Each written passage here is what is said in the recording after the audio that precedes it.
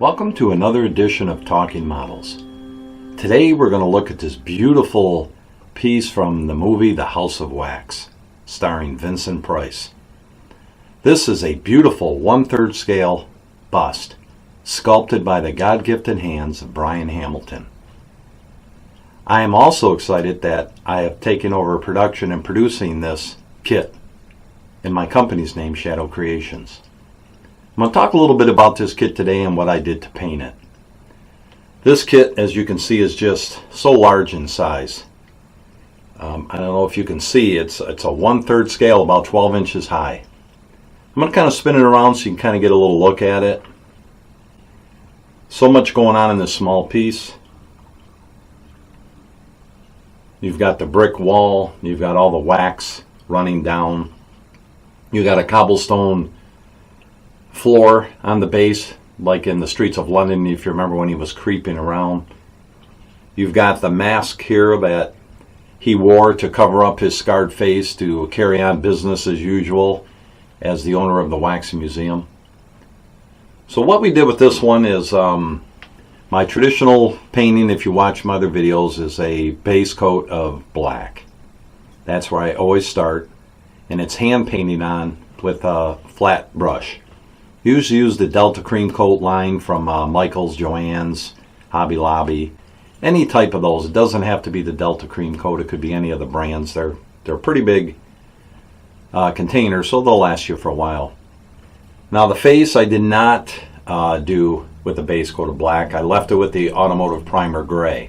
It's a light gray that I use. I should say that the whole piece is primered with the Automotive Primer first. Then the black is painted over that. Just gives you that nice deep base coat to start the kit. So with the base, basically what I did is over the black I came in with dark red. It's a really nice color from Garage US Colors. And hit up Jesse and check out his line of paints. He's got a lot of great paints, new paints coming.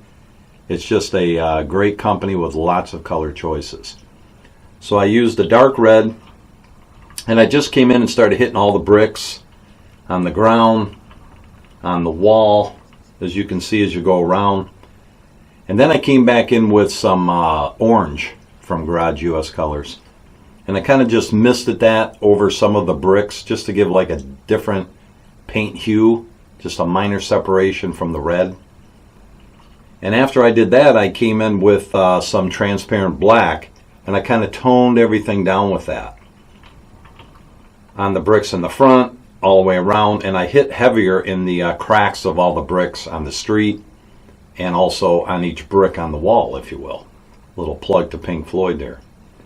So as you get that done, you get the colors that you see here.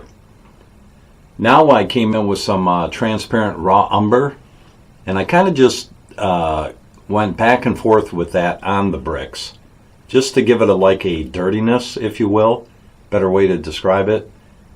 And then once I did that, I just came in with a light misting of the trans black, just to kind of tone everything down again. And it gives you the look that you see here.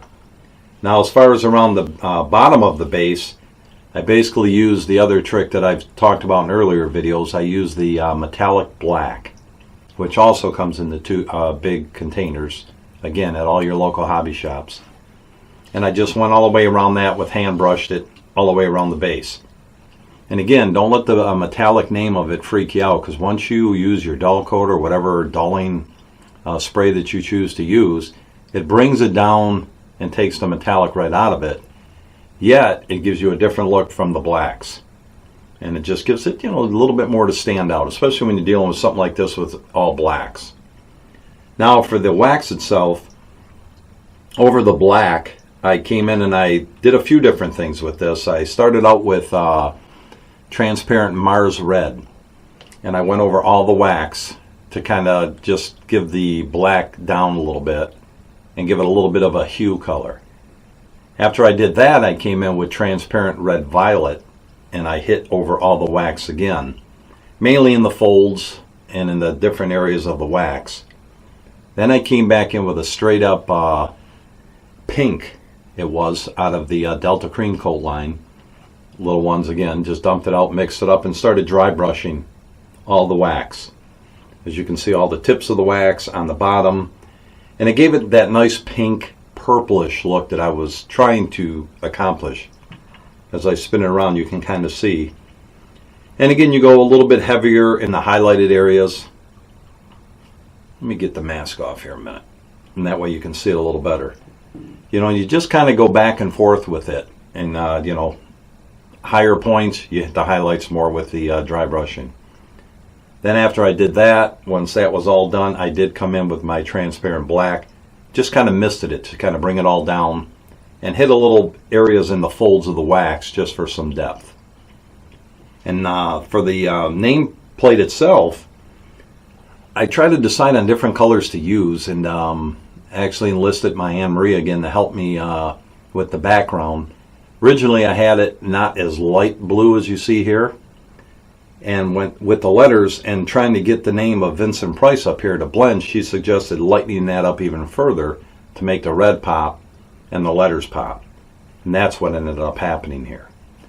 So with the background itself was pale blue out of the Garage US colors, and again, like I said, over the black it just pops, it just jumps out at you. Try it, you'll see. And I just kept lightening that up, getting a little bit closer with the airbrush, lightening it up, and then a misting of the transparent black over that just to bring it down just a tad, but you still see the boldness of the blue. The lettering itself was top half of the lettering was airbrushed with orange. The bottom half of it was airbrushed with the yellowish, like a yellowish red. And you can see it gives it a nice contrast between the two, especially against the blue background. For the lurking figure of Vincent Price here in black, I did again use the metallic black and just brush that right on. The letters itself up here was done, I enlisted the old Badger Freak Flex line, and I used their Sunburn Red, and just with a real fine brush, just brushed them in. And when you get to the real small letters here, something I've learned, it's so hard to get in there and try to paint those with a brush. So I took my real fine brush, I think it was a 0, and just kind of took it and lightly, just like a dry brushing, but I didn't take the paint off of the brush. I just kept going back and forth over that real small lettering, and it worked. It just popped it in, and it looks like you actually took the time to hand brush it, but it's not. That would have drove me nuts. Even with the nerd glasses, it doesn't work. So that is basically the base with the lettering. And of course, then you go to his mask. This is the mask, obviously, that Vincent Price wore to enable him to go around his daily business in the museum. This was done basically with my suntan flesh colors that I talk about from Reaper Master Series. Those are really great paints, but they're very thick. So you will have to thin them down and spray them through your brush. Or you may or may not be disassembling the head of the airbrush and cleaning everything out. Yes, I have done that several times. Mix it down. It's a beautiful color. So I started with the base flesh of what they call suntan flesh. They have a suntan shadow, suntan highlight. So I came in and I actually just started coming in with a shadow and shadowing the different crevices in his face, hitting the highlights with the highlight suntan flesh. Then I came back in with pastels and I kind of did all the work under the eyes, in the folds, up here in the cracks of the mask. Over the black here, I just basically dry brushed some grays. And with a real fine brush, I went inside the eyelids and just did straight up black, so it looks like there's nothing in there, because there's not. and the same with the eyebrows. The lips were also done with red pastels, and just some back and forth workings of the pastels in there brings it alive. You know, ever since years ago I watched them video series of David Fisher from Model Mania, and he showed a Bela Lugosi head in there that he basically did with a bunch of different pastels works over his flesh tone. It was just amazing seeing that thing come to life with the cheap man's airbrushes, he calls the pastels, and they really do work. So with his face done, I basically just kept working back and forth with the shadowing. Then a little trick I like to use, especially with the suntan flesh, is I come in with a brown pastel, and I kind of just take the whole thing and work it over the whole face with a brush, just lightly. You don't want to, you know, get it really deep, but just kind of move it around the whole thing, blow it off, and you'll get that look that you see right here. And that's what I was going for. Now, onto the bust itself.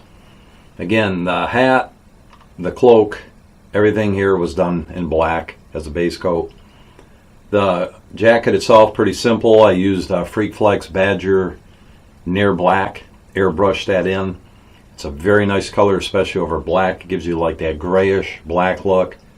So I airbrushed basically the whole thing, as you can see, all the way around the collar area, the sides of the jacket, the insides of the collar. And then you come back in, for me, with transparent black. You could probably do it with straight up black too, but I like coming in with transparent black, and I hit all the folds. A little heavier in some areas to give it some depth. Then of course you come back in with a near black and hit the highlights a little heavier, and it gives you the look that you see right here. Now I wanted a contrast between his jacket and his scarf, if you will, in the center. So that was used, again, straight up metallic black to give it that different color look. And as you can see, it gives it a nice little contrast difference of blacks going on with the near black, on the black, with the black hat. So it gives you a little bit of a different contrast, if you will. The hat itself was done with straight up metallic black. The collar around the inside of the hat, or the band, if you will, was hit with near black airbrush just to give it a little bit of a change in the colors here. You don't want it all too black. Going back and thinking now, I might have done something different, like doing the hat straight up black, a little bit of misting of the near black, and then hit the band with the metallic black, which could have looked cool too. But that's how it ended up coming out.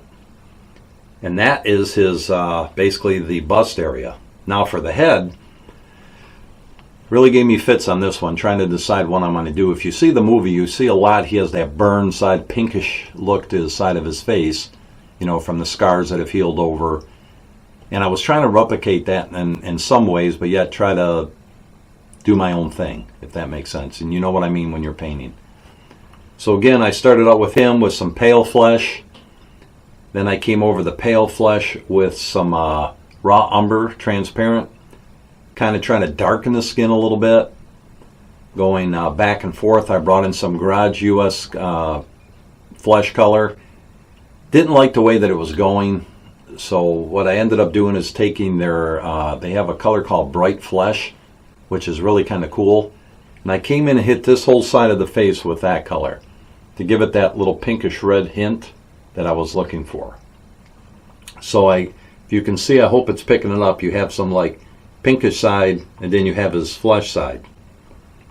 And so basically, once I got that completed, I started coming in and airbrushing all of the veining and all the scars in his face with straight up, it was more like a Mars red, I think it's called, transparent Mars red. So I hit all the scar areas, came back in with some red pastel work, some purple, some pink, and just kind of did some pastels on the highlights of it. You could probably dry brush that too, but I just like, for me, the control of using the pastels. I can get right in there and get it done. So a lot of pastel work around the scar areas, just to try to give different hues on this scarred side of his face. So when you come back over on this side, I ended up coming back in with the suntan flesh.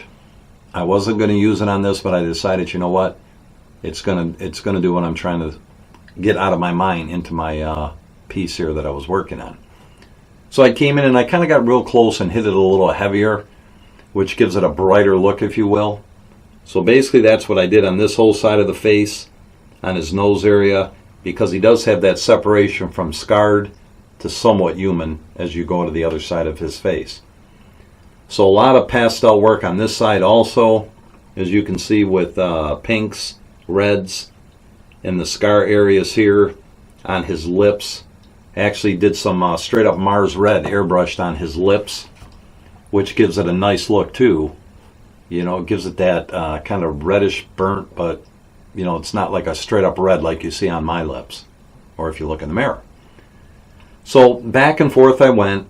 Some more little misting with the transparent raw umber. Did some trans black where the hairline meets the skin, along the forehead area, a little bit in the nose area to give it like a little black hint from the burnt areas of his face. So a lot of going back and forth until you get what you're looking for. Along the bottom of the eye areas, I used the transparent Mars red to give it some sunken reddish look below his eyes. Inside the eyes, his iris colors were Asphyxia blue. I used in dotting the pupil with the very fine brush and a steady hand, which can be hard at times. Then you just clean it off and start again. The eye color itself was neutral gray, and then of course over that I started, you know, building up the eye colors. And that is basically Vincent Price from the House of Wax. A lot of work went into this kit. It's just a beautiful, beautiful 1/3 scale bust. Like I said, 12 inches tall, and it just is one of the highlights of my collection. And it does come with an optional second head, which you would use on this minus the hat, and it's another scarred look of Vincent Price from the movie, and it's a really cool head also.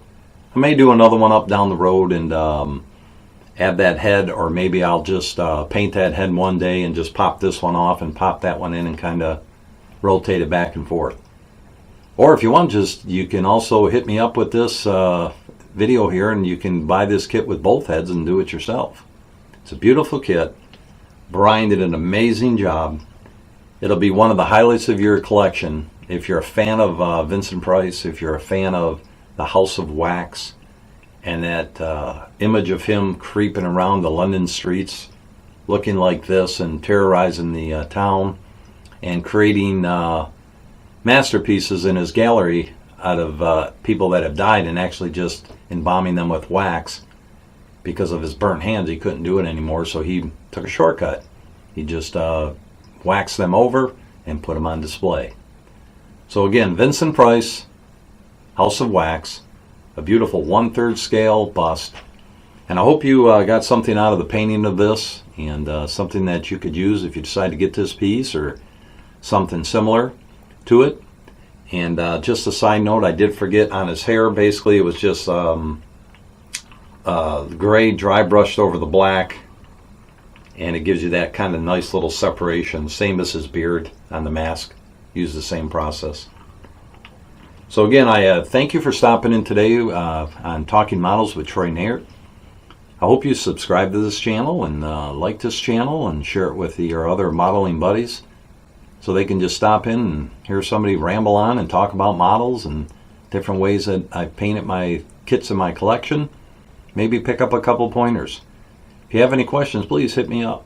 I'd love to hear from you. And I again thank you for stopping in to Talking Models with Troy Naird. Have a great day today, guys, and God bless.